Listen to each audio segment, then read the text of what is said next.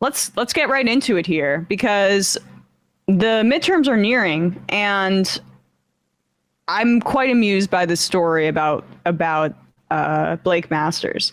Washington Post had a story yesterday about how Peter Thiel and Mitch McConnell are playing hot potato with the funding for Blake Masters' Senate campaign, and no one seems to want to fund this guy.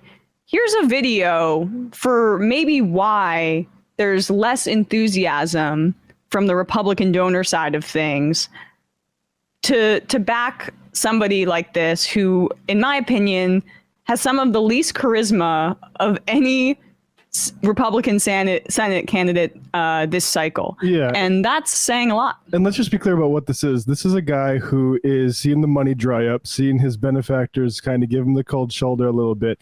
He's had to run away from his original positions on abortion and the stolen election. So now he needs to get some people energized with a little bit of edgelordism. And let's see him attempt that.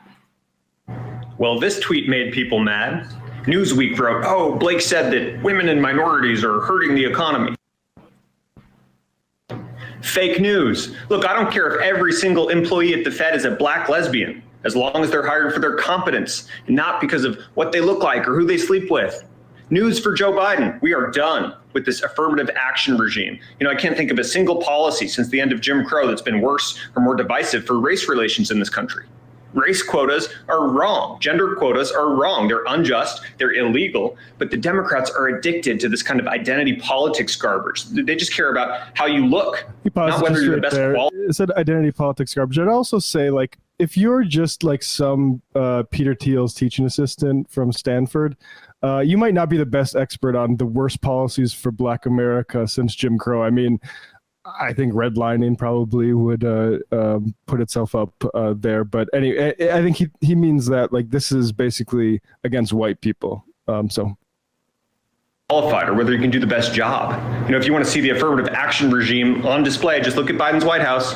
Biden promised that he would choose a woman for his VP. Then, of course, he chose Kamala Harris. So incompetent, she can't even get a sentence out.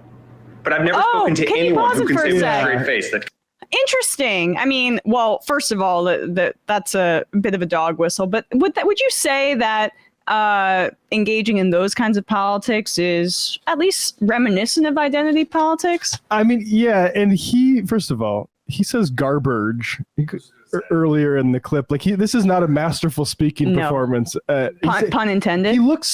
This is beneath the dignity of the Senate office, honestly. Like, this guy looks like a YouTube streamer that, like, is complaining he got a content moderation strike. He's just like doing a poor job of imitating Charlie Kirk and Steven Crowder. Yeah. And he's running for Senate against, like, this is not a galvanizing electoral strategy as a way to just, throw jabs at Kamala Harris's speaking ability. It's one thing if you're Trump and you have that cachet. It's another thing if you're somebody who can't even hold my attention as I'm doing a show, watching him like speak right there. He is not,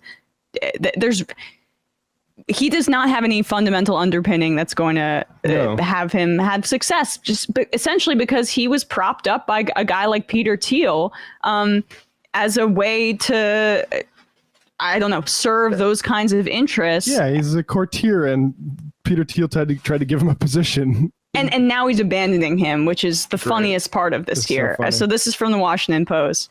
After J.D. Vance won the Republican primary for Senate in Ohio, Minority Leader Mitch McConnell called Peter Thiel, the billionaire investor who had pumped $15 million into a super PAC backing Vance, to congratulate him, but also to make a request. Since McConnell's resources were limited, aka he's giving money to candidates he thinks are more likely to win, the senator said, would Thiel continue to finance Vance through the general election? Thiel demurred, according to a person familiar with the May exchange who, like others interviewed for this article, spoke on the condition of anonymity to describe private discussions. Essentially, the Washington Post writes, in the ensuing weeks, a high-stakes game of chicken would play out between McConnell and Thiel. This is over the past few months. culminating in a move last Friday by a super PAC linked to the minority leader, the Senate Leadership Fund, to abandon about $8 million worth of TV, radio, and digital ads originally booked to boost Masters. The move was preceded by a pair of phone calls last week in which Thiel spoke to McConnell and the Kentucky Republicans' top fundraising lieutenant, Stephen Law, who heads the Senate Leadership Fund. McConnell told Thiel over the phone last week that Vance's race in Ohio was proving more costly for the Senate Leadership Fund than anticipated. Hilarious. Another Hilarious. Peter Thiel boy, yeah. I was going to say apprentice, but boy is more apt. That money was not unlimited, and that there was a need for the billionaire to come in a big way in Arizona. As a person familiar with the conversations, described his words. Law, in a call with Thiel the day before his group cut back on the Arizona ads, expressed concern about Masters as a candidate and pessimism about his campaign's viability. Both Vance and Masters are friends and former business associates of Thiel's. Masters stepped down from roles and blah, blah, blah. But essentially, the article goes on to describe that, detail's too good for me to skip over.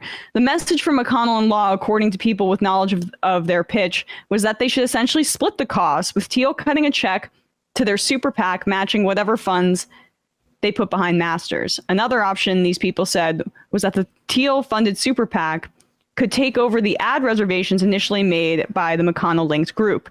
Thiel indicated to them that he was not interested in such arrangements. No, thank you. Imposters say people around the venture capitalists that is informed by his approach of investing early and the belief that any more of his money would be used as a Democratic talking point. He is still hosting fundraisers for Masters in the coming weeks. He flooded the primary process with money. And now in the general election, he's leaving his guy hanging him out to dry because he doesn't believe in it. That's so funny, his investment strategy of investing early in companies and then getting out. Like, you got lucky with some investments early on, but we have to start asking the question, if both Vance and Masters lose, you know, we all have just reason to suspect like Peter Thiel of being basically a fascist or monarchist type of guy. Or is he a secret Democrat putting up these little little Silicon Valley boys to, secure the Senate for the Democrats? And maybe that's what Greenwald was doing all along too, when he was retweeting Blake Masters and JD Vance campaign ads. Maybe he was just helping the Democrats. Long undercover campaign, the two of them. Thanks, guys. It is just wonderful to watch McConnell and Peter Thiel, like two crappy divorced parents, fighting over, if they're going to have the custody of their kid for the weekend because they'd rather be out like partying or something like that. I'd rather be spending my money on my boat.